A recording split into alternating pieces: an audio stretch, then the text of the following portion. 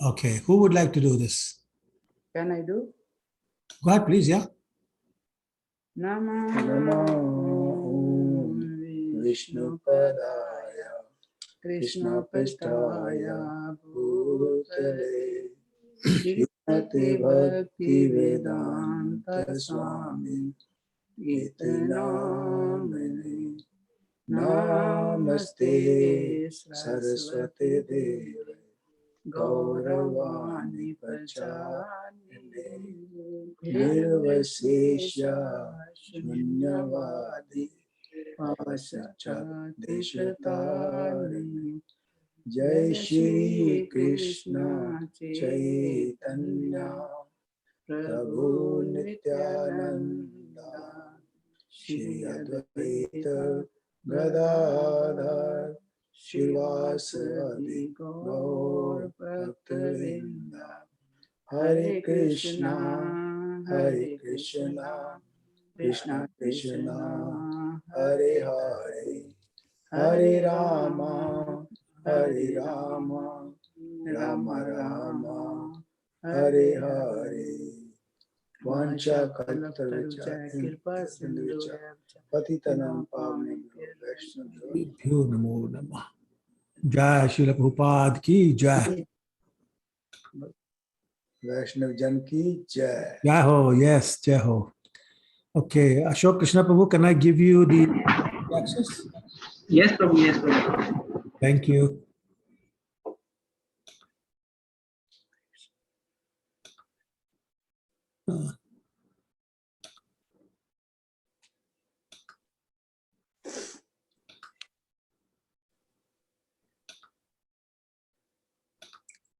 Okay, you have the power.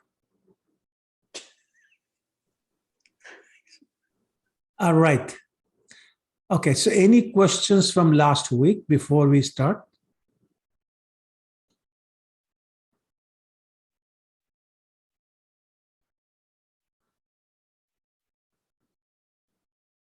No questions? Okay, all right, so let me go on. And excuse me. So today we are going to do a number of chapters, starting with, as we left last week, that Akrura was going to come to Vrindavan on orders of Kansa to invite Krishna, Balram, and many residents of Vrindavan to Mathura on the pretext of enjoying the ceremony, sacrifice ceremony, at Kansa's palace.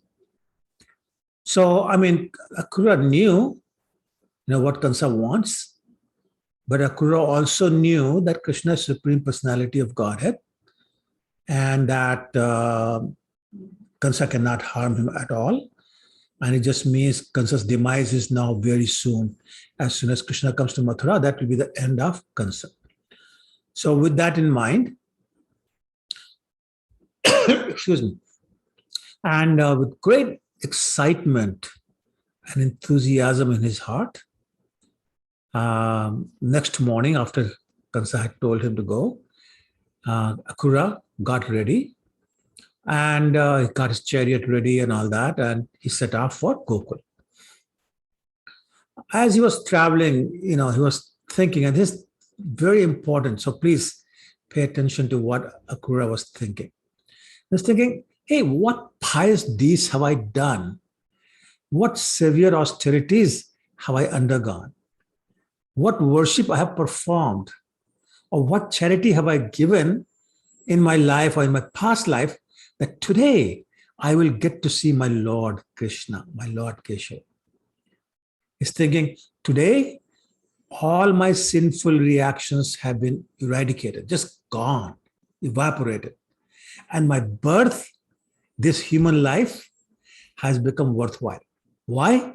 Because I will offer my obeisances to my Lord's, the Supreme Lord's lotus feet.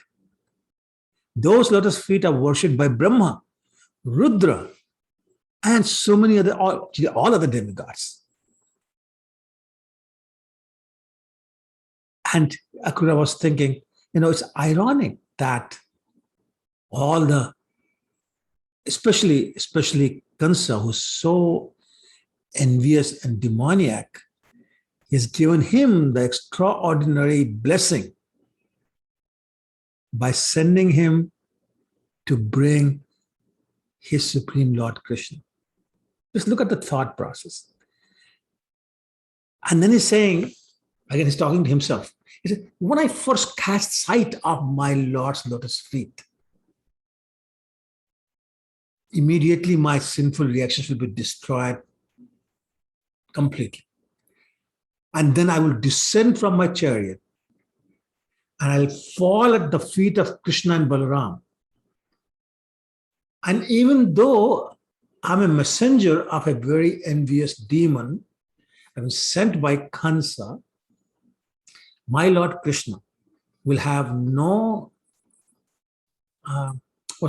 no animosity in his heart toward me, because he knows what's in my heart. He's Antaryami. He's the super soul. He knows what I'm thinking. He knows what I'm doing. He knows everything that's in my heart. So he's saying, therefore, he will understand why I'm here. And then he will place his lotus hand on my head. He will consider me, he will recognize me as his intimate friend and relative. And then he will embrace me in his mighty arms, which will instantly purify my body until it will cut off any material bondage. And thinking like that, he got to Gokul around sunset time, which is kind of interesting because he left in the morning. The sunset by the time he got there, a very slow chariot, I suppose. Anyway, and then he noticed the Lord's footprints. So as you know, Lord has very specific marks on his feet. So you can tell immediately that these are Lord Krishna's footprints, these are Lord Balaram's footprints, these are Mother Radha's footprints, etc., etc. So as soon as he saw that, he literally jumped off his chariot and he began rolling in the dust in great ecstasy, that I'm seeing the lotus feet of my Lord. Anyway, then he got back on the chariot and he continued to, excuse me, to Vrindavan, where they were living. And then he saw Krishna and Balaram and immediately fell at their lotus feet. And as he had imagined and expected, they embraced him very nicely and they brought him to their house. And they gave him a nice seat, inquired him about, if his trip was comfortable, and honored him in various ways by giving him a seat, washing his feet with the water and, saying sweet words, which is it still is the custom to greet your guests, especially respected guests. Then they actually massaged his feet to kind of relieve his fatigue from the travel. And then they gave him wonderful, nice, delicious prasadam. And then they went in and told Nand Maharaj that Akrura was here, who came out and honored Akrura very nicely with many, many sweet words. Okay, I'm going to pause and I'm going to ask you to tell me if there's a lesson in this story for you or for us. Anyone?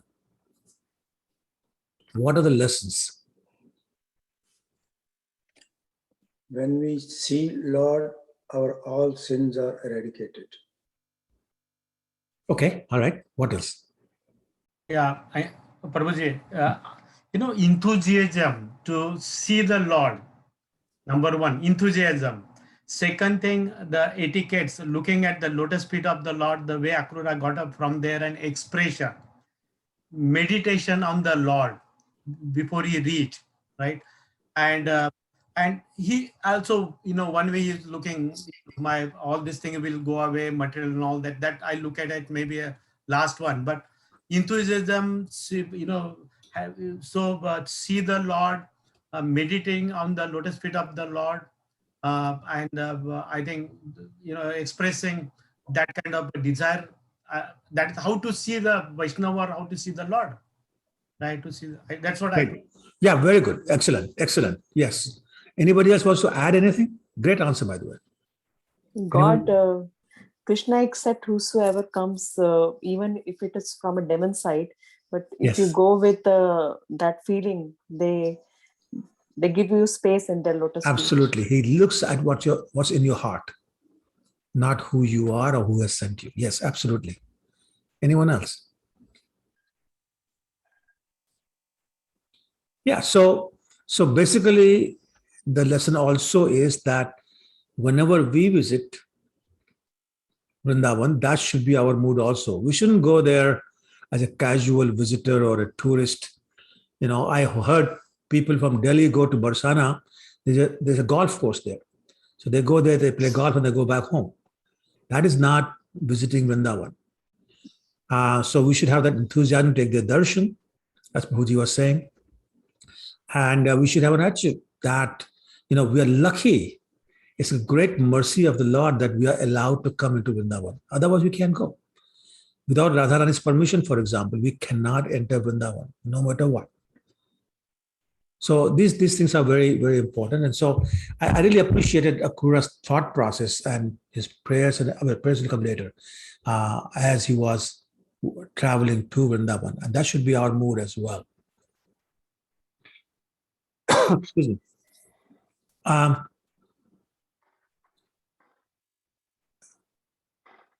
You could also ask, what was so special about Akrura that he actually saw Krishna?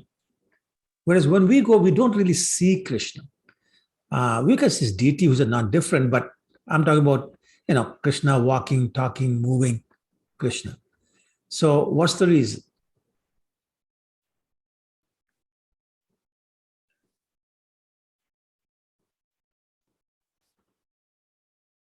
So once again, it's the enthusiasm to see him, the great desire, the eagerness. And eagerness is the most important thing in our devotion service, just so we know. Eagerness or the greediness to serve the Lord, to see the Lord, is what makes our Krishna consciousness successful. So we have to develop that eagerness to serve and see Krishna. Same thing, we go to the temple. Temple is Vrindavan because Krishna is there. So we should have exactly the same attitude. I'm going to see my Lord Krishna. Have that enthusiasm, have that eagerness to see him here, have that eagerness to find some service to do for him. And then Krishna appreciates it. And then he will make himself visible to us. Okay. Hare Krishna Prabhu. One question. Prabhu, go ahead. How Akrura was knowing that Krishna is the Supreme Personality of Godhead? Is there any pastime for that? Well, so he's an uncle of Krishna. So he knew, and also I'm sure they probably discussed it with Vasudev, that, how he appeared. So yes. So Akrura knew, and some other people also knew that he's God. Not the problem, but the thing with the residents of Vrindavan was that they were so much under Yoga Maya. When they saw Krishna's superhuman actions, they ignored it. But people outside of Vrindavan, they saw it and they said, oh, it has to be God. So the two different ways where Akrura knew that this is Supreme Personality of Godhead. Remember, in Mathura and Dwarka, just about everyone knew Krishna is Supreme Personality of Godhead. In Dwarka especially, because he actually had 400 forms in Dwarka. Okay. Thank you. Yeah. Anybody else? Okay. All right. So Akrura was, as I was mentioning, welcomed nicely by Lord Krishna, Lord Balaram, Nanda Maharaj. And so they had their meal and all that, the prasadam. And then Krishna asked Akrura, so uncle, please tell me how Kansa is behaving toward our family members. The Yadus are still there. And then he also said, also please tell us the purpose of your visit. Very nicely and politely, say, please let me know. So Akrura described that Kansa was really persecuting the Yadus, and then he also described that Narad Muni had already told Kansa that you and Balaram were the sons of Vasudeva, and since then Kansa was treating Vasudeva very cruelly, not being nice to him at all. He put him back in jail. He told him all that. And then he told him that Kansa wants Krishna and Balaram to come to Mathura so he can kill them there. And he's using this pretext for arranging this bow sacrifice and engaging a wrestling match and all those kind of things. But just a pretext to kill Krishna and Balaram. So of course, Krishna and Balaram laughed, like literal LOL, laughed out loud when they heard this. And then they went to their father, Nanda Maharaj, and informed him that Kansa has ordered them to come to Mathura to watch this sacrifice. So Nanda Maharaj said, okay, fine. Then he issued an order to all the residents of Vraja that they should collect, gifts, taxes and gifts and all those kind of things for Kansa the king, and prepare to go to Mathura tomorrow or the next day. Well, it was fine for Nanda Maharaj to say that, but there were two sets of people who were very upset. One was his mother, Krishna's mother, Yashoda, and the second was all the gopis, extremely upset. So Yashoda Maiya started crying, and she would not stop crying. Everybody, Nanda Maharaj, Rohini Mataji, and so many other elders went to her and tried to tell her it's okay, it's perfectly all right. And she would not stop crying. She kept saying, no, my Lalla means the little boy, my Lalla will go to Mathura and Kansa will kill him. I don't want to let him go. I will not allow him to go. He has to stay home. He cannot go. So finally, they said to Krishna that, okay, you go and convince her that it's okay. So Krishna went. And no matter what he said, she kept saying, no, no, no, no. Finally, he said, but mother, just think about this. Sorry. Just think about this. I killed Putana, I killed Dravat, I killed Shaktasur, Aghasur, Bakasur, I lifted the hill. So don't you understand who I am? So she got really upset at that. She says, who are you? Who do you think you are? And she said, I'm God. He said, I'm God. And she said, you're not God. You're my Lalla. And she grabbed him and embraced him and started crying. And then he didn't know what to say after that. And he finally said, mother, it's okay. Don't worry. I will be fine. I'll come back. Then she said, okay, fine. So that was one group of, one person. And then there was a whole group of gopis who said, no, he can't go. They're very, very upset. And they basically were so upset, they basically lost, any external awareness, which means they didn't know where they were. They didn't know what they were saying. They didn't know what they were doing. They sat down and started remembering Krishna's pastimes. And then they started cursing the creator, Brahma, for first bringing Krishna to them, or bringing them to Krishna, whatever you want to say it, and then separating him from them. And they said, even Akrura, who's this Akrura? And who calls him Akrura? Akrura means, means no or not. Krura means cruel in Sanskrit. So he's Krura, cruel. He's not Akrura. Who called him Akrura? He's so cruel. He's taking away our dearmost person, Krishna. And then they got angry with Krishna. And they said, and Krishna is so heartless that he will abandon us. No problem. He doesn't care. He'll just leave. We gave up everything for him. We gave up our relatives. We gave up our friends. We gave up any social customs, any chains to our family relationships. We gave up everything. But, look at him. We can be 100% sure that when he leaves, he won't even look at us. He'll just get on the chariot and leave. And then once he's in Mathura, he'll be so enchanted by these beautiful girls and their shy smiles the city girls who are also nicely dressed, are so much more civilized and better manners than us, he'll completely forget us.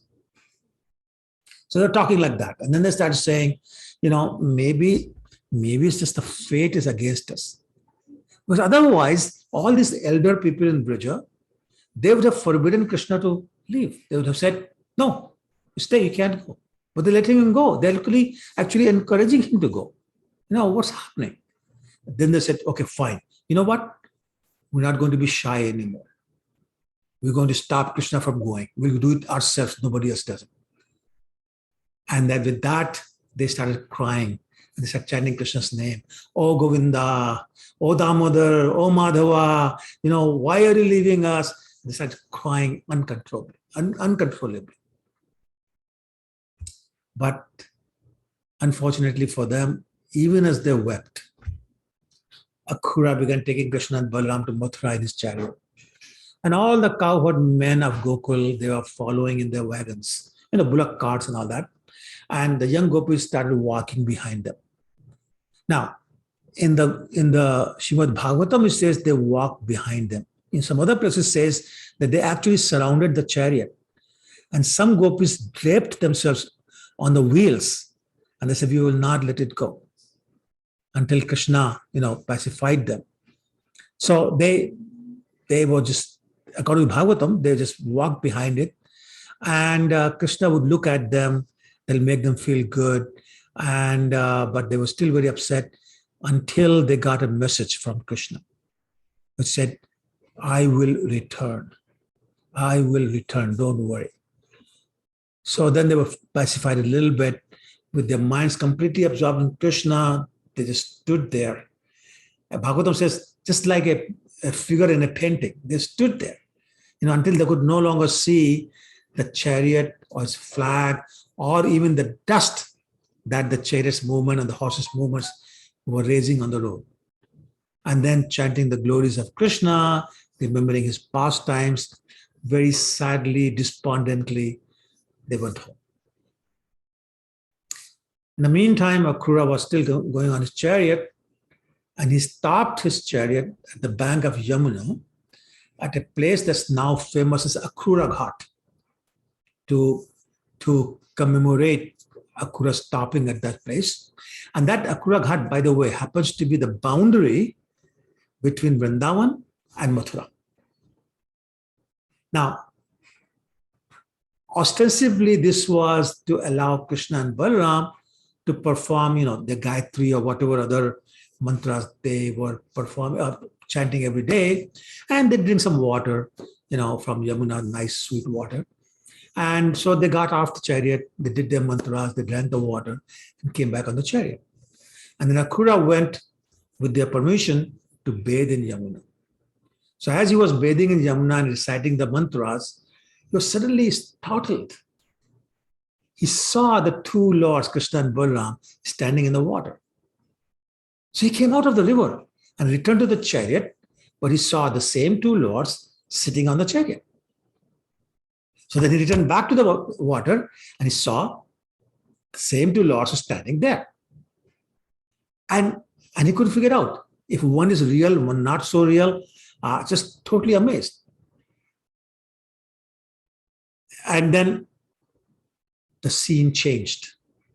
Suddenly, instead of the two boys, Krishna and Balaram, Akrura saw Lord Vasudeva. Lord Vasudeva was, his four-handed form. His complexion is dark blue, just like Krishna's complexion, like fresh rain cloud. He wears yellow garments, just like Krishna does. And he lay on the lap of a snake, which is Sheshnag, with thousands of hoods, Ananta Shesh, if you want to call him.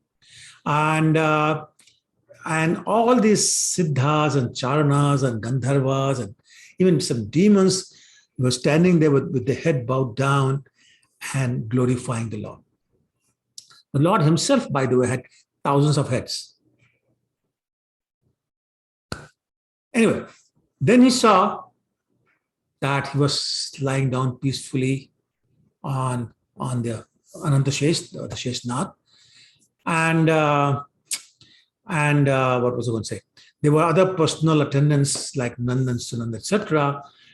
Even Sarak Sanatan Kumar were there, Brahma, Rudra, other gods, demigods were there, many devotees like Prahlad, Narad Muni, they were all there, they were offering their prayers. And some of his main potencies, like Shri potency, which is wealth, Pushti potency, which is strength, Gir potency, which is knowledge, Kanti potency, which is beauty, and Kirti potency, which is fame, and of course, Tushti potency, which is renunciation. Now, this should tell you what are these 6 things. These are the 6 opulences of the Lord. So he saw all those opulences personified. He also saw Ila Shakti, which is also known as Bhu Shakti, also known as Sandhini. You know, if you remember, Samvit, Sandhini, and Hladini. So Sandhini, the internal potency, that is the reason for his eternity. It is also the internal potency from whom the element earth expands out. I should also point out that it was Bhu Shakti that expanded as Satyabhama and also as Kubja, which we'll talk about later on in the class today. And then, of course, other potencies for performing his pastimes, etc. They were all there, including some of the material potencies like Vidya, Avidya, etc. So, I mean, my point is that all these internal and some external potencies were there offering their prayers. So Akrura was, of course, very, very happy to see this vision. And he joined his palms in Pranam Mudra, and began to offer prayers to the Supreme Lord, and was feeling very, very emotional as he was doing that. I should also point out something else happened on the chariot as Akrura was seeing his vision, and then he's going to do his prayers. And what happened was Krishna and Balaram left the chariot, and they were replaced by who? Anybody knows? Sorry, Mataji? You're on mute anyway, I can't hear you.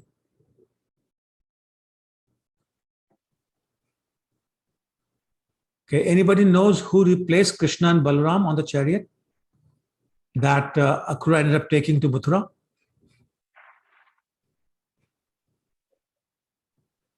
Okay, so as you know, Krishna never leaves Vrindavan. He said, I never leave Vrindavan. Balaram also never leaves Vrindavan. So who went to Mathura? It was Krishna's expansions. Vasudeva Krishna, the 400 form, and Sankarshan Balaram, not Balaram himself. So it was Vasudeva and Sankarshan who went to Mathura. Shyamsundar Krishna and Balaram did not leave the town of Vrindavan or the village of Vrindavan. They're there, they're still there. They said, we'll never leave Vrindavan, they never do. Okay, so Akrura took Vasudeva and Sankarshan with him to Mathura. Anyway, going back to the water where Akrura is still there, now he's ready to offer his prayers. Now, before I get into prayers, you may recall the very famous verse that Prahlad Maharaj spoke. Shravanam, Kirtanam, Vishnu Smaranam, Padasevanam. Archanam, Vandanam, right? Sakhyam, Atmanivedanam. So, Vandanam. So, we talk about who achieved perfection by performing just one of these 9 processes. So, Shravanam is perfection achieved by? Who achieved perfection by Shravanam process? Parikshit Maharaj. Parikshit Maharaj, exactly. And who did by Kirtan process? Sukadeva Goswami. Yes. And who did by Smaranam process? Prahlad Maharaj. Prahlad Maharaj, exactly. Thank you, Sneha. And then Padasevanam. Lakshmi. Lakshmi, very good. Nandimukhi, yes. And then Archanam. This is the Arti and all that. Who did that? Perfection by just one process. We talked about him some time ago. He was a king. It starts with A. Ambrish King Maharaj. Ambrish, Ambrish yes. Maharaj. Ambrish Maharaj. And then Vandanam, that is Akrura. And of course, Dasam is Hanuman, and Atmanivedanam is Bali Maharaj. So Akrura's prayers, these prayers that he chanted that gave him the perfection of one of the 9 processes and made him, so famous. Okay, all right. So I'm going to give you some little glimpses of the prayers that he did because they're long prayers. So he starts by saying, Lord Brahma, who created this material world, he emanated from the lotus navel of the Supreme Lord, Garbhodakshaya Vishnu. But even Brahma, what to speak of other demigods, they're ignorant of the Lord's real identity. And then he said, different people worship the Supreme Lord in different ways. So for example, fruitive workers worship him by performing sacrifices, Vedic sacrifices, because they want some nice positive results. Jnanis worship him by renouncing the material work and they pursue the spiritual knowledge. Yogis do that by meditating. Shaivites do that by worshipping Lord Shiva. Vaishnavas, they do that by following the Pancharatra Vidhi written by Dharma.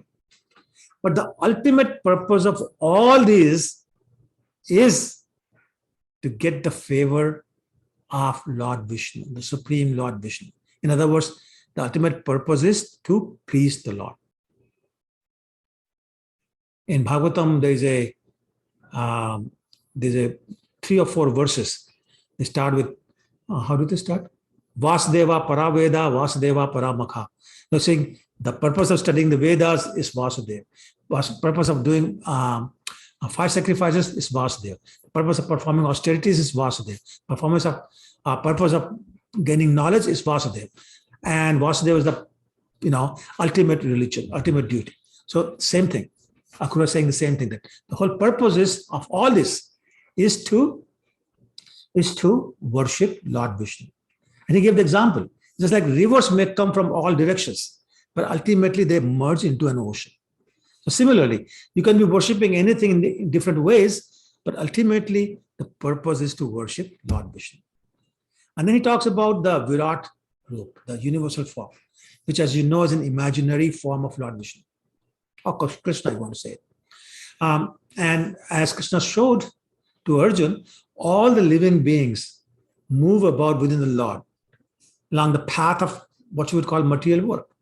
And as they're doing that, they're falsely identifying themselves with their body or with their home or something else material. And he said, they're moving just like the fish move in the water, or the insects, tiny little insects, move around when they're burrowed in a fruit. He also said that these living entities are foolish because they overlook let me back off a little bit. Sometimes when somebody's in a forest, or maybe forest in a desert, is searching for water. But sometimes what happens is there's a reservoir of water which is covered by leaves and branches and twigs and all that. So this foolish person completely overlooks the reservoir of this water because covered by grass and leaves, etc. And he runs around here and there after what's known as mirage, which looks like water, but there's no water there. And he keeps on running after the mirage, ignoring the water, the reservoir, simply out of ignorance. And so these people abandon the service of Lord Vishnu or Lord Krishna. They become attached to their bodies and home and so on and so forth. They start worshipping, or they start doing things to satisfy their senses. And they become, a very faithful servant of their senses. But when they do that, they lose their ability to take shelter of the lotus feet of the Lord. And it is only if by his mercy or by the mercy of his devotees that they may get association of pure devotees, and by that association come to a point where they're able to end their material entanglement. And only when that happens can they develop real Krishna consciousness.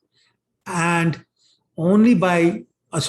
that happens only when they serve the pure devotees of Krishna and Krishna. And as you know, associating with devotees is simply translated into serving the devotees. That's how we associate. It's not a matter of sitting down with them, shoulder to shoulder or on the same sofa and talking about material world. No, it's by serving. Our association comes through serving the Lord's devotees. That was his prayer. So I'm going to pause again and see if anybody has any questions or comments on that before we move on. Anyone? Prabhuji, I have a question. Yeah, Vallabhari, go ahead, please. Prabhuji, my question is that you said that, which is very correct, that like I'm a faithful servant of my senses. And by that, one cannot really get into the true Krishna consciousness. But by the mercy of Krishna and the devotee, one gets association of devotees. And then only one can be into real Krishna consciousness. But we get the mercy of Krishna and the mercy of devotees, and we get their association as well. But still, if one continues to remain the servant of the senses, and one can see that, one cannot enjoy the bliss of Krishna consciousness, what should be one doing? Yeah, so you're absolutely right. Until we are willing to give up the whole idea of self-gratification, it's going to be hard. So it's like, there's a very famous story that my Guru Maharaj has told me actually more than once. And he says that once there was a marriage party that needed to cross a river to go to the house of the bride. So they started at night time so that by morning they can get there. They hired a boat and the boatman. All of them sat down on the boat, and all night the boatman rowed the boat. All night he was rowing it. Morning, when the dawn came, there was light. They all noticed that they was at the same spot they had left or they had boarded the boat on. The boat had not moved at all. So they got very angry and said to the boatman, "What are you doing?" And he said, "What do you mean? I've been rowing all night very, very faithfully and hard labor. You can see I almost got this, what do you call them? The boils on my hands, and I've been rowing all night." So then they looked around and noticed that the boatman had forgot to remove the anchor from the water. So all night was rowing the boat that was anchored to the shore. So this is what the people who do not give up their material attachment and the service of their senses, they're doing. They may actually be chanting. They may actually be doing some other service, but they don't make progress because they're tethered to this anchor. So therefore, the message of the story is that we have to give up. Now, the fortunate thing is that if we chant sincerely, if we serve the devotees sincerely, if we try to do the service sincerely, then the material attachment will automatically go away. But if we deliberately keep holding on to it, then it becomes hard. Which reminds me of another story. You all know Janak Maharaj, the father of Mother Sita. He was known for being detached. So once Narad Muni was visiting him, and he asked him, he said, "Maharaj, please tell us, you have done this. How come that other people cannot give up Maya?" So he did not say anything. He kept walking in a garden. And suddenly, King Janak stopped and he hugged a big tree very hard. And he started shouting. He said, "Oh tree, please leave me. Oh tree, please leave me. Oh tree, please leave me." So Narad Muni was startled. He started looking at him saying, what's this weird thing king is doing? He's normally a very sane, sober person. Why is he acting like a crazy person? So he asked, "So, my dear king, what are you doing?" So the King Janak smiled at him. He said, "I just wanted to show you what people in the world generally do. They are the ones who are grabbing hold of Maya. They won't let it go. But they keep shouting, 'Maya, let me go. Maya, let me go. Maya, let me go.' But they're the ones holding on to her." So that's the point. We have to be willing to let go of our sense pleasure. We have to be willing to let go of the attachments.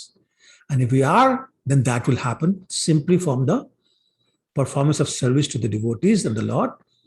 And it's almost an automatic process if we are willing to let it happen. So, Prabhu, the answer to your question is, most of us are not willing to let it happen yet.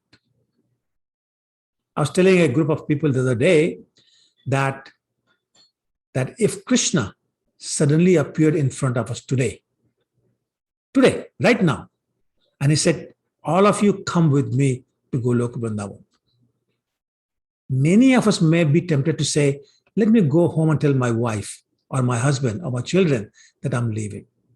Or let me finish this or finish that, then I'll come with you." And here's Krishna standing in front of us saying, "Right now, come with me." So there is a lack of willingness on our part, unfortunately, to actually make progress. But those who are willing, who are able to fight that, they make progress. So, Prabhu, I hope I answered your question. I hope I didn't go around too much around your point. Yes, Prabhuji. Thank you. Thank you so much, Prabhuji. Okay, thank you. Anyone else? All right, then I'll keep moving. So Akrura finished his prayers, came back to the chariot, and he had this look of great amazement in his eyes. So when he got to the chariot, I mean, of course, the Lord knows everything, right? But still, Krishna said, "Uncle, you look like you saw something wonderful as you were bathing. What happened? What did you see?" But Akrura was pretty smart too, and he knew who Krishna is, right? So he says, "My dear Lord, whatever wonderful things there are in water, in sky, or on earth, they all have their existence within you. So when, my Lord, I'm seeing you, what amazing thing could remain unseen by me?" So they both smiled at each other. They said, "Oh yeah, I know what you're saying." And Akrura said, "I know where you're coming from." They sat down and Akrura began driving the chariot to Mathura.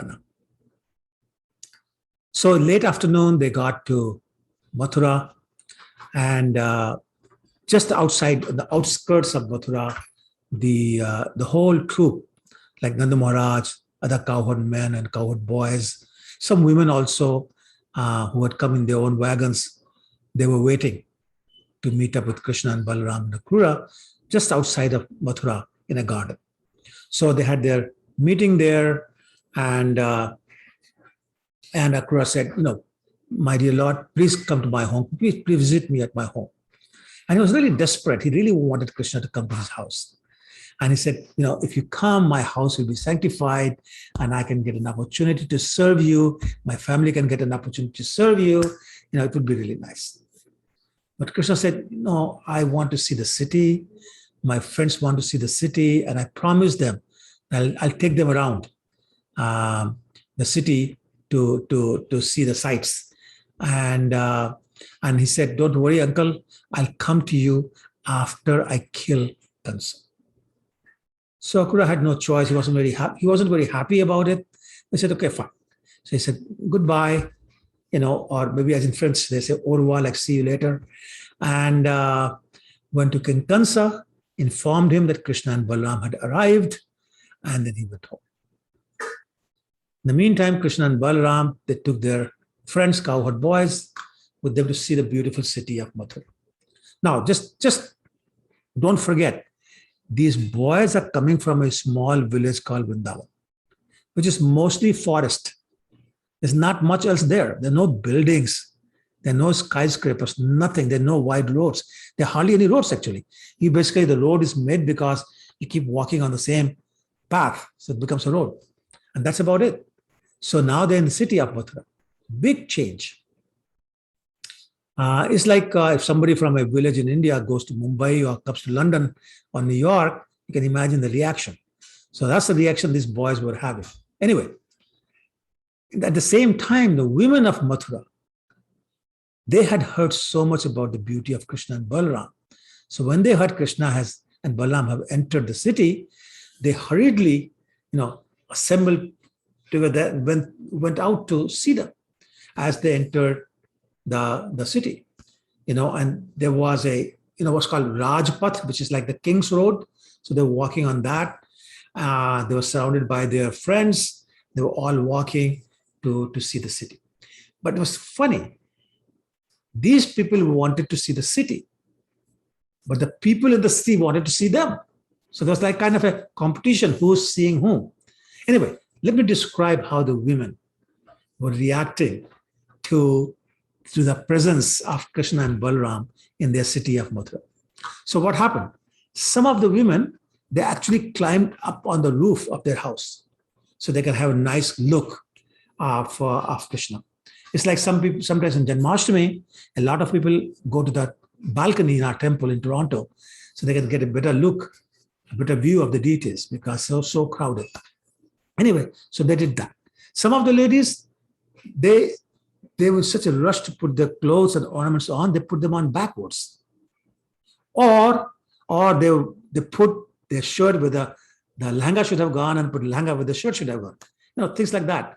Somebody forgot their, one earring, they put only one earring and rushed out. Somebody forgot to put their ankle belts or only put one and didn't put the other one and just ran. Somebody applied eye makeup on one eye, but not the other eye.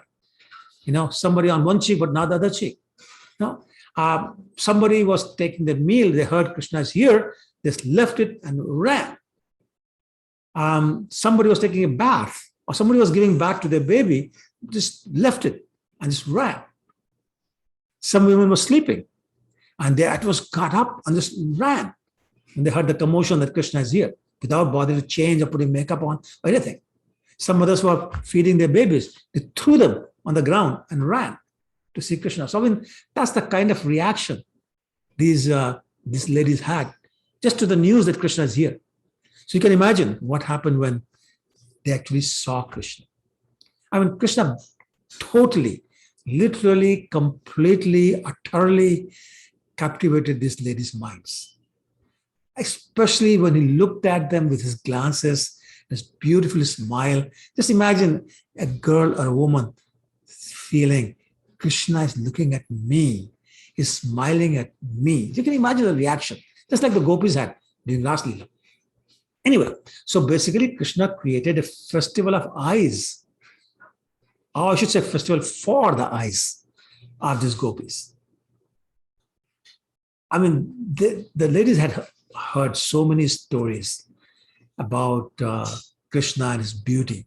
They had already developed a deep attraction for him. But now they were actually seeing him. So you can imagine the happiness they were feeling. They were totally, completely, utterly overwhelmed with ecstasy. And it was as if any distress they ever had in their life, it completely disappeared, just evaporated. And all those ladies who had climbed up on the roof of their houses, they were showering flowers on Krishna and Lord Balaram. And the Brahmanas who were standing on the road, they started honoring Krishna and Balaram with the presentation of yogurt, barley corns, with the arghya water, garlands, sandalwood paste, fragrances, and all sorts of other items of worship. They were literally doing arti. of Krishna and Balaram as they were walking by them. And Krishna and Balaram kept walking and smiling and looking at people. They came to where Kansa's wicked washerman was there with the clothes that belonged to Kansa. Now, it's the same washerman that we have heard about before. Can anybody remember what pastime was that? In a different pastime, in a different yuga. Hmm? She was a Sorry? Kubja. Huh? She was Kubja like the lady she was. No. In Treta Yuga. Treta Yuga, yes. Treta Yuga. Who was he? I told Treta Yuga. Who was he? The Who was it? washerman, Right. Once a The dhobi, washerman. always a hobi. Yeah, like they say, once a dhobi, always a dhobi. So he was a dhobi or washerman in Treta Yuga. He was also a washerman in Dwapar Yuga, and the same mentality. Same mentality. Wicked. So Krishna saw him with all these wonderful, nice, first-class clothes that he was carrying for the palace of Kansa, and he said, let me wear some of these clothes. But he refused. Imagine Krishna asking you for something and you're saying no. And then he started to chastise Krishna and Balaram. He said, you are forest dwellers. You're from forest. You're jungly, and you're asking for the king's clothes. You guys are such big fools.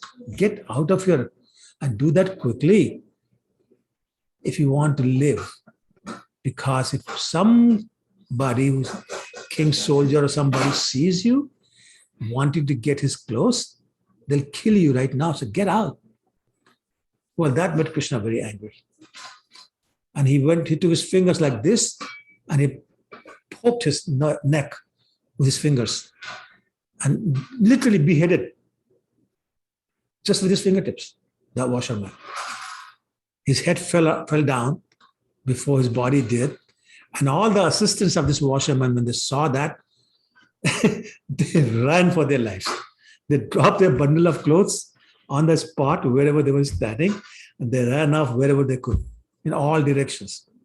So then Krishna and Balaram leisurely took their time to find the best clothes they wanted or liked, and they put them on and distributed the rest of the clothes to their friends. So they all put on nice clothes, and then whatever was left, they left it scattered here and there and continued to walk. As they were walking, a weaver approached, not beaver, weaver approached the two lords. And he felt so much affection for them that he took all his nice pieces of cloth, and he had these cloth ornaments. And he started putting these cloth ornaments on the bodies of the two lords. Different colored ornaments, making it very, very nice. And Krishna was very happy at the attitude of this weaver. So he blessed him. What did he bless him with? He says, opulences in this life and liberation after this life. So opulence in this life, liberation in the next life. No more next life. That's it. That was Krishna's blessing just for receiving this small gift. But it wasn't the gift, it was the attitude. It was the feeling of affection. It was what was in his heart that he got rewarded for. And then Krishna and Balaram continued to walk, and they walked into the house of a garland maker. His name was Sudama, not the same Sudama that we hear about later on, different Sudama. But anyway, his name was Sudama. Sudama was also very happy. He offered his obeisances, he worshipped them, he gave them, first he washed their feet, and then he offered them, arghya and sandalwood paste and all that, chanted prayers in their honor, and then he adorned them with all sorts of garlands of wonderfully fragrant flowers. Of course, the Lord is very happy again, very pleased with him. And they said, we'll offer you whatever benedictions you want. And Sudama said, my dear Lord, thank you for that opportunity. What I want is unshakable devotion unto your lotus feet. And I want undying friendship with your devotees. And finally, my dear Lord, my third wish is you give me compassion for all living entities. Not material kind of compassion, but transcendental, devotional compassion for all living entities. So he asked for three things. The Lord not only gave Sudama these three things, which is devotion for Krishna, friendship with Krishna's devotees, and transcendental compassion for all living entities, but he also gave him, or I should say, awarded him strength, long life, fame, beauty, prosperity, for him and his family. I mean, imagine, what else could you ask for? And then Krishna and Balaram left and moved on. So, pause here for a second. What's the lesson for us from these 3 or 4 totally connected stories?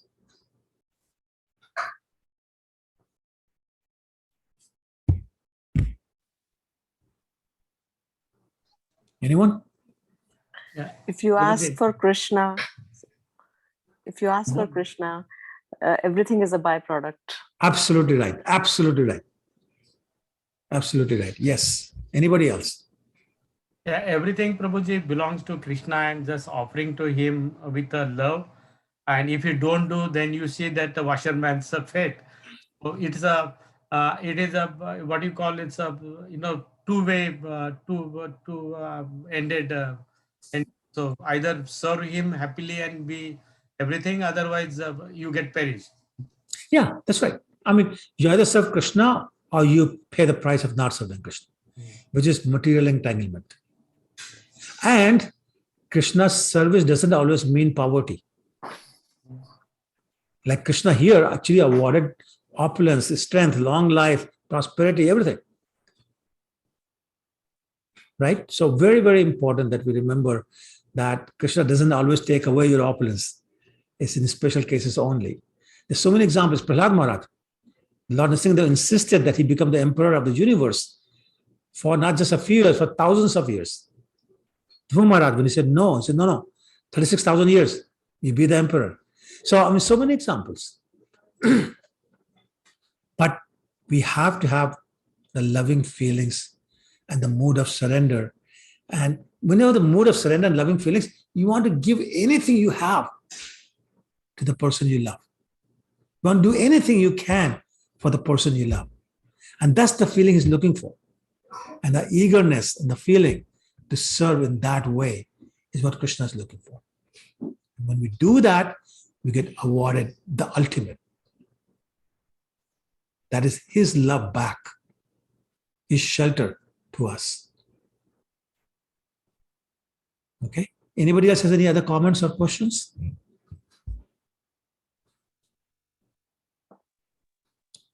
Okay, all right, then we'll keep going. So, after leaving Sudama's house, the garland maker, Krishna saw a woman. She was hunchbacked. Her name was Trivakra, which means she was bent in 3 places in her body.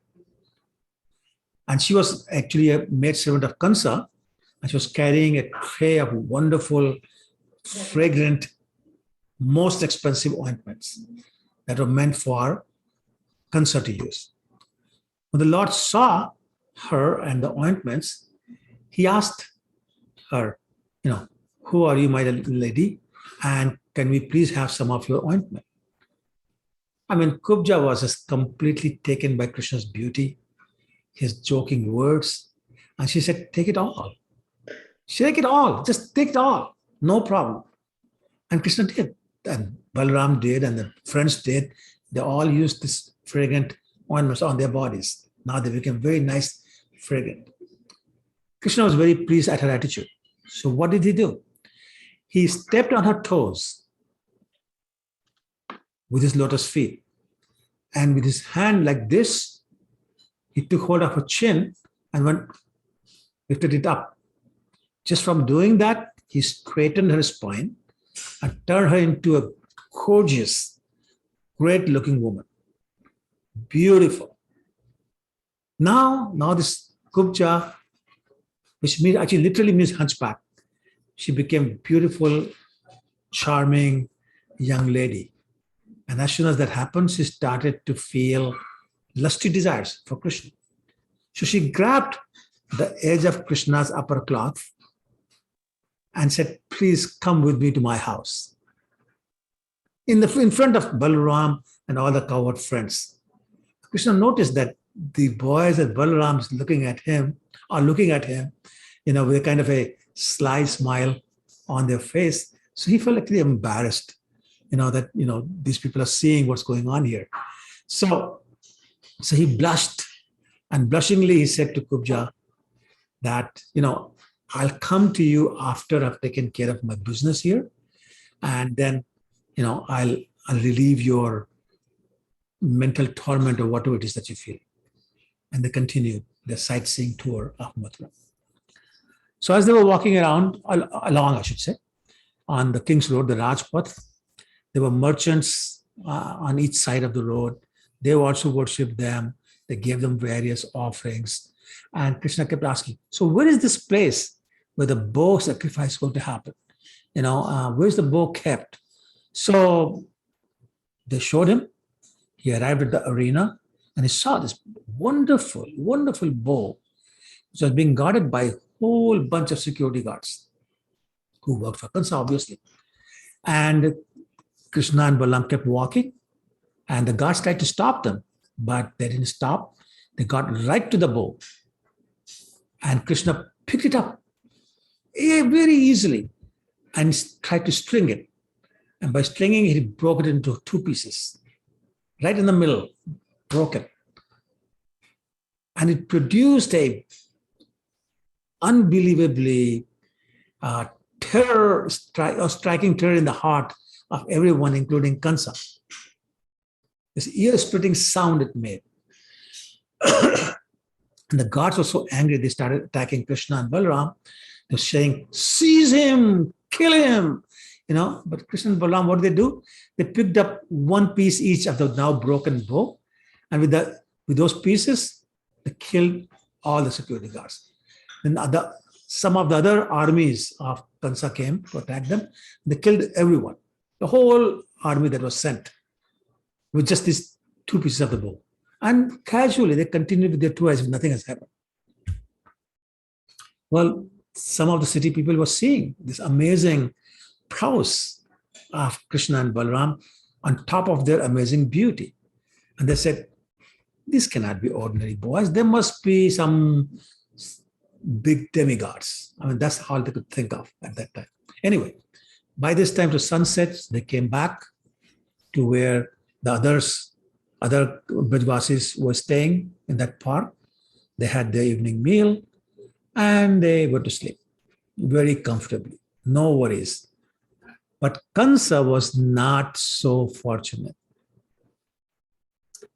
He had heard the sound of the breaking of the bow, and then he heard how easily Krishna and Balaram had broken this mighty bow, and how easily they had killed the security guards and all the soldiers that went there. He was in great anxiety. He couldn't fall asleep. But whether he tried to stay up or went to sleep and had dreams, he kept seeing these many, many ill omens, which were basically indicating his imminent death. And he was so scared, there was no way he could sleep. So things like really strange things were happening to him. Like, for example, he looked at his reflection in the mirror and he couldn't see his head. Like, he's seeing his body, but no head. The moon and the stars looked like there were two of them. He saw a hole in his own shadow. His breathing became so loud he could barely bear the sound of his own breathing. He looked at the trees and the sea were covered with golden hue, and he couldn't see his footprints. And then he was dreaming that he was being embraced by the ghosts. He was riding a donkey. He was drinking poison. And that there was a naked man running around smearing him with oil. Like, what's going on? All these omens mean that something bad is going to happen, like probably death. And so he stayed up. He had a problem, tried to sleep. He had a problem. A very, very restless night he had. Anyway, every night does end at this dawn. So there was dawn, and the wrestling festival started. So all sorts of people from the city and the outlying areas, they all entered the arena, and they started taking the seats, the assigned seats. And they had, really nicely decorated galleries. Kansa came, and his heart was pumping like anything. He was just trembling, but he went and sat down on the royal dais, and other people sat down after, being indicated by Kansa that they can have their seats, and the music started kind of thing, and the wrestlers came out in the arena.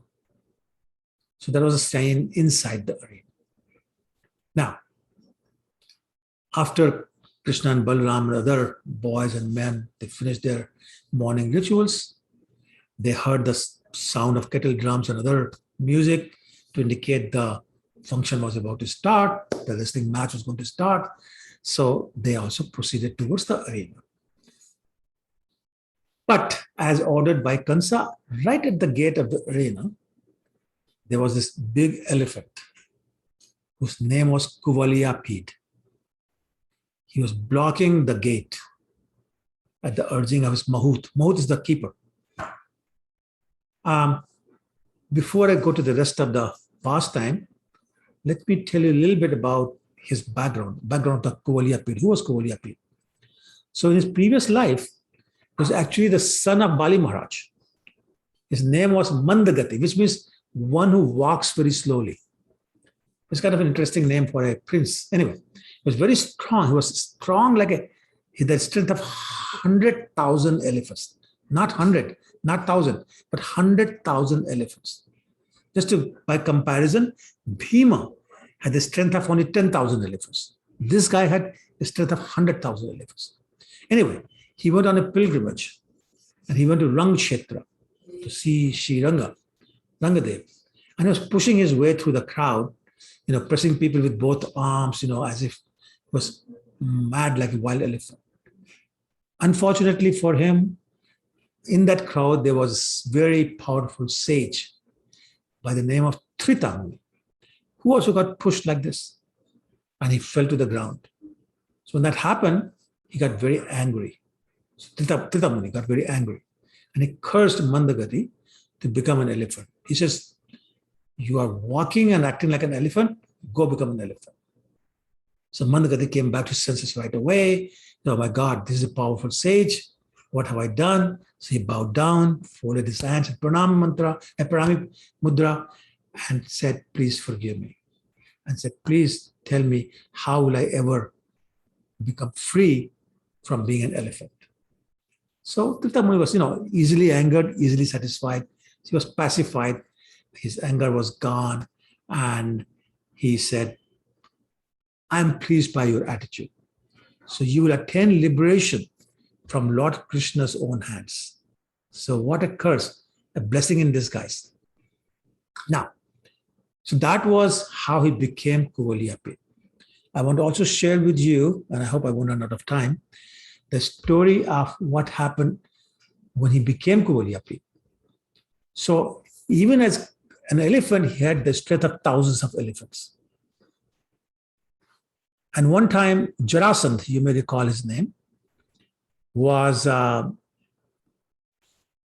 on a picnic, but decided to go on a voyage.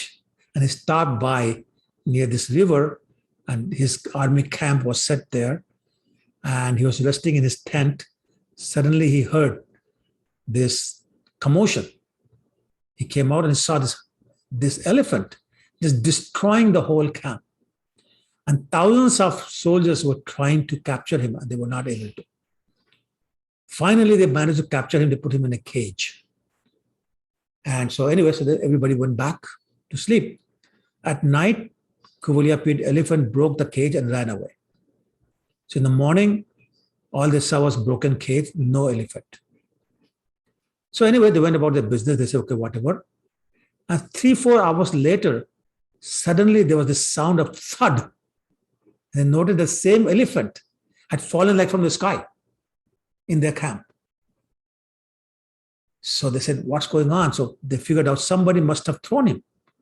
So Jarasandha said, go find out who's so strong that he can throw this elephant for whatever distance.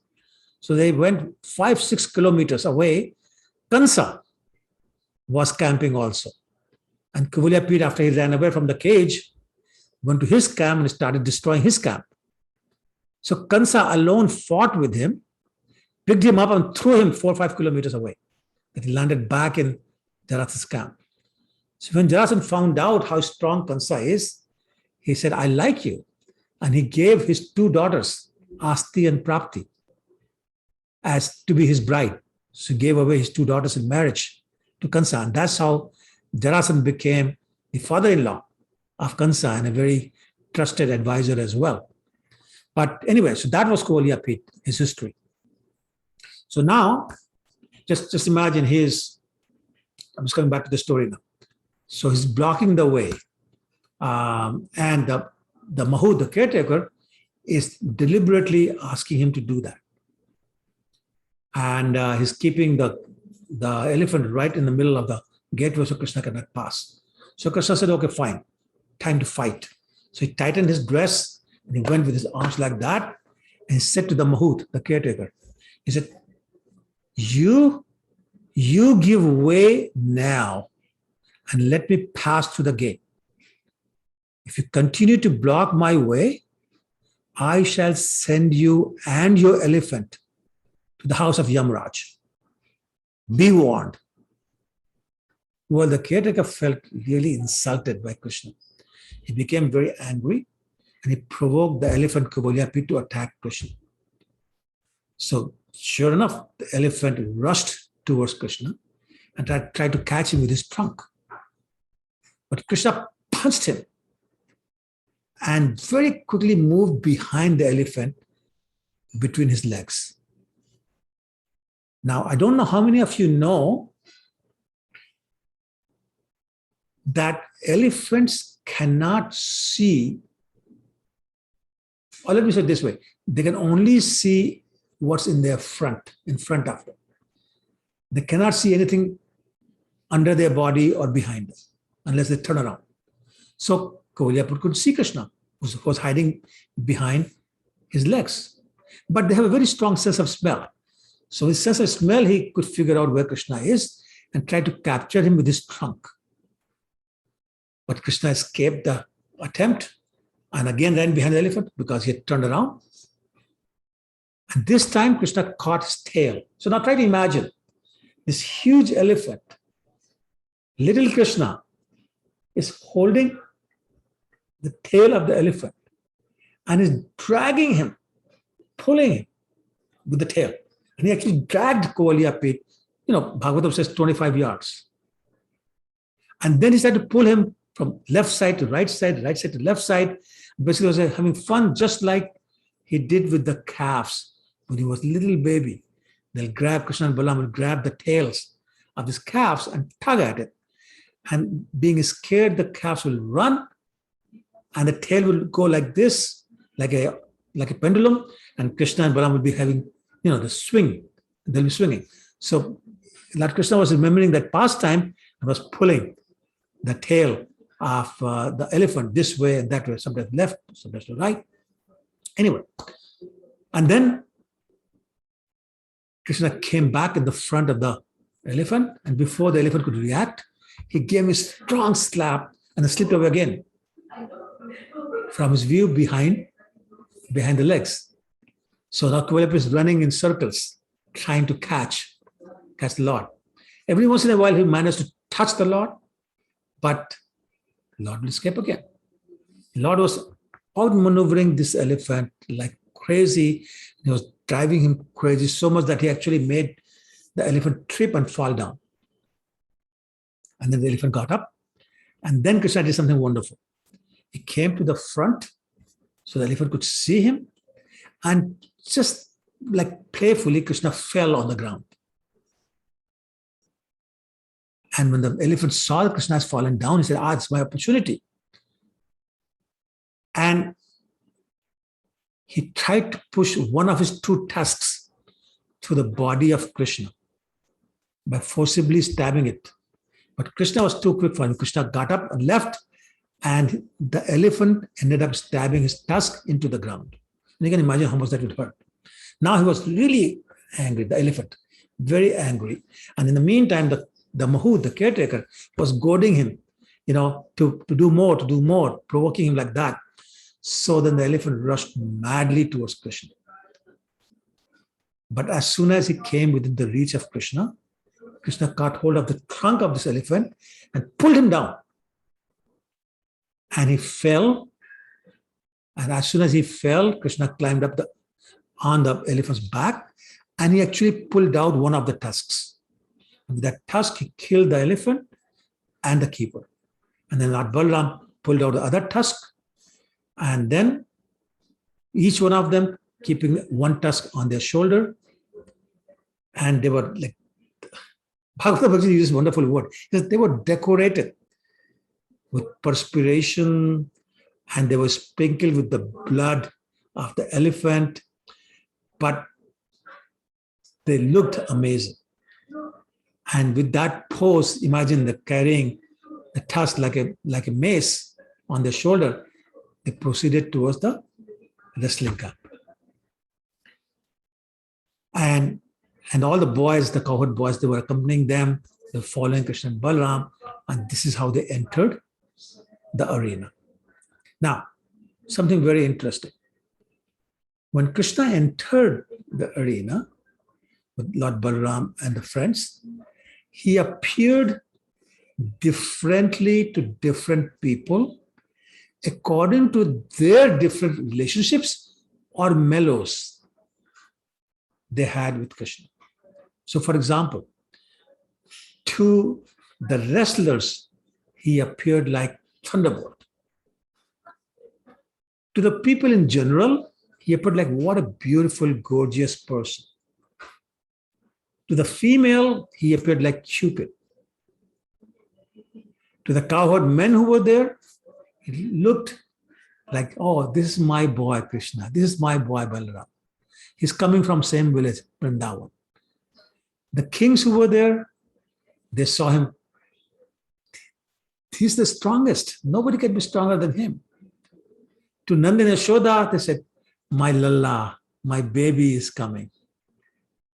To Kansa, he appeared like death. It's death personified, walking in. To the yogis, he appeared like Super Soul. To the other members of the dynasty, the Vrishni dynasty, the Yadu dynasty, he appeared like the most celebrated, I should say. What's the word? Descendant or relative. So he was appreciated differently by different people who were there, and thus being appreciated by them, Krishna and Balaram entered the wrestling arena, followed by the cowherd boyfriends. Now, Kansa had already heard that Krishna has killed Kovalyapi. So he had no doubt, I'm in trouble. That this is a formidable enemy. And he was really afraid. He was actually scared of Krishna. And he wasn't seeing the beautiful dress of Krishna and Balaram. He wasn't seeing the long hands of Krishna and Balaram. He wasn't seeing the beautiful body. He wasn't seeing how attractive they were. He was only seeing, this is my death coming. Anyway, but the other people were very attracted by the dress, by the beauty of the body and other things. And to them, it looked like some wonderfully dressed actors have entered the stage to do some kind of a drama. And everybody was attracted to the two personalities, Krishna and Balaram, entering this. And like all these people were saying, or feeling, I should say, feeling like they're drinking the nectar of their beauty. And everyone was imagining how it would feel to embrace Krishna and Balaram in their own arms. For so many years, all these Mathuravasis, the citizens of Mathura, had heard about the beauty of Krishna and Balaram. Now they were actually seeing it. They were personally seeing Krishna and Balaram face to face. Some of them started thinking, oh, they have to be incarnations of Krishna, incarnation of Lord Narayan. Nobody else can be so beautiful. Nobody can be so attractive. Anyway, so one of the wrestlers, whose name was Chanur, he stepped forward and he challenged Krishna and Balaram to wrestle. And he said, our king, who's also your king, by the way, wishes to see a wrestling match. And Krishna said, yes, you're right. We are also subjects of the same king. And we will not hesitate to please him with an exhibition of wrestling match.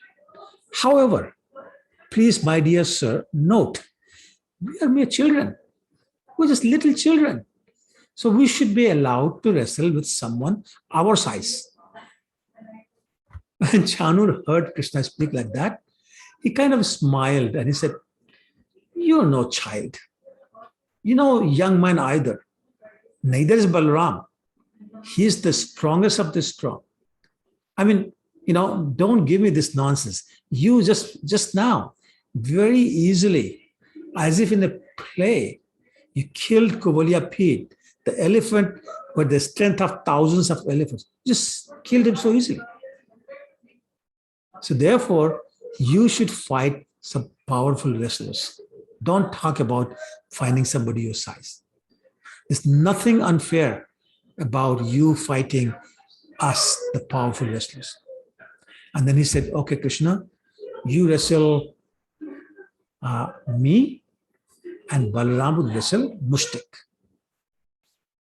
So I'm going to stop here. It's 9:24 and see if there are any questions or comments or any corrections or something you're reminded of that you want to mention as in support of or in addition to what I have said.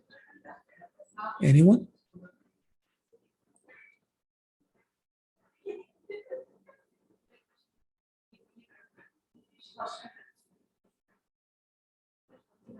Nobody? I have to ask my favorite question. You are up, right? That's what I said. That question is coming up. That's my favorite question these days. I know. Yes. Prabhuji, whatever you said is all perfect. So we are just relishing it. Thank you, Mataji. Thank you. We are actually in the arena where you created all this. Yes. So we're Thank you. not able to come out. Yes. Just imagine Krishna and Balaram are entering that arena, with tusk on their shoulder, perspiring and blood spent all over, wearing beautiful dresses, just gorgeous. And you cannot take your eyes off of them. Just imagine, just visualize it, close your eyes. Just imagine they're entering the arena and you happen to be in the arena, seeing them come in. What a beautiful sight would that be? You are making us see them. Yes, please. Please see that. Just imagine. They're walking in, the two brothers together. Yes, I can imagine Krishna in the yellow costume with a peacock thing on his head, and That's right. Balaram with a navy blue color. That's all we have seen much, so we can feel. That's feel all that we love. need to see. That's all we need to see. And they're walking in and they're smiling at us. They're looking at us so mercifully. Gupta is very happy. Very, very happy. I mean, we cannot describe that kind of happiness. What a privilege, what an opportunity to see them. And the fun is just about to begin. So, oh, actually, that reminds me.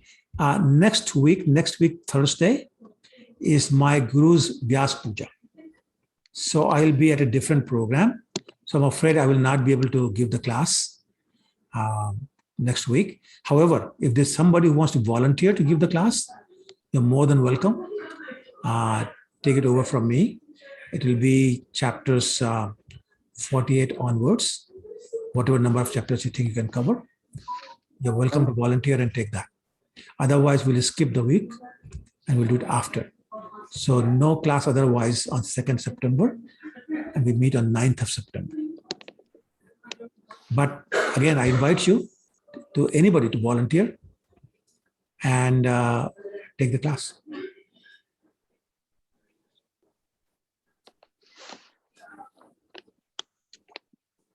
Okay. All right.